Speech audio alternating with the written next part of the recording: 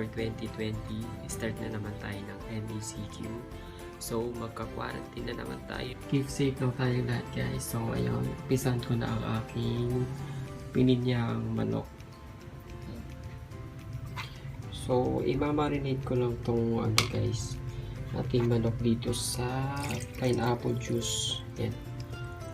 Imamarinate ko lang siya ng 20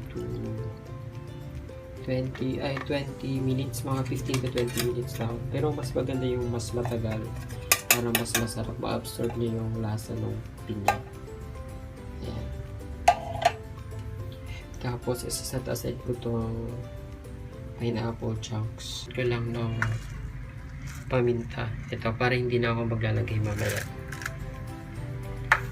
So, kailangan malinis yung kami natin, guys, bago mag-prepare ng ating mga lulutuin na yan. So, marinate lang natin ito for 20 minutes. At aside lang natin ito, guys, para mamaya. Okay. Ito yung mga sangkap natin, guys, para sa ating pininyahang manok. Yan. Itong manok, ng mga guys, sa isang buo. Ito yung minarinate ko kanina. Meron din tayong patatas, carrots, bell pepper, red and green yung pinili ko para maganda yung kulay. Sibuyas, bawang, salt, chicken cubes, tsaka seasonings. Ito. Then, meron din tayong iba. Or pwede rin gata. Gata na yung pagwala. Tsaka itong pineapple chunks. Tinanggal ko na yung juice niya para ginawa kong marinade. Tinanggal ko na yung juice niya, ginawa kong marinade. So, umpisa na natin, guys, ang aking pininyahang manok. Sunod natin itong bawang, guys. Tapos hintayin natin mag-golden brown. Tapos sunod natin itong ating manok. Sutay lang natin yung mga seconds.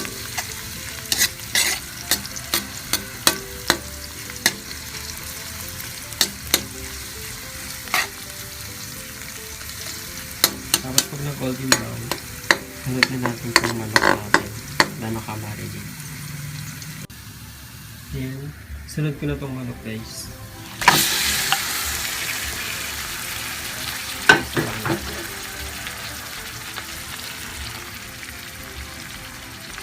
Hintayin natin lalagay ko na itong pinag-marinadan ko kanina, guys. Yung pineapple juice. Yan. Dagdagan ko din ng tubig, konti lang. Yan, tapos hintayin lang natin kumulo. Lagyan na natin itong guys, chicken cubes para mas naging malasa yung natin. Pininyahang manok. Lagyan na natin itong natin, guys, pineapple chunks. Ayan.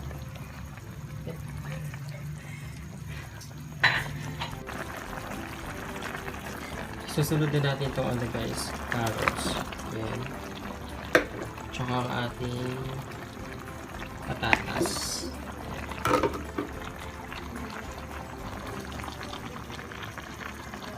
Hintayin lang natin na lumambot po carrots tsaka patatas. Sunod na natin yung iba. Lagyan na rin natin, guys, ang ating bell pepper. Ayan. Ayan.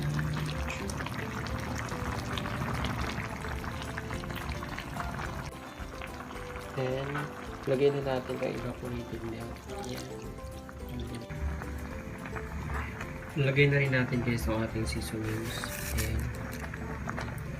Tapos, timplahin lang natin. Hintayin natin kumuti yung sabaw niya. Tapos, pwede na natin i-serve. Ayan. Yun naman na creamy, guys. At ganyan dapat yung sabaw niya.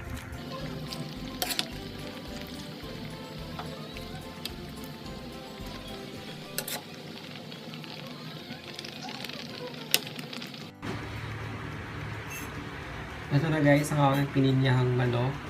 Sa mga hindi pa po nakapag-subscribe, please subscribe nyo na po ako and hit the notification bell. And huwag na rin kalimutan mag-like and leave the comment below. Thank you so much, guys. See you on my next vlog. Bye!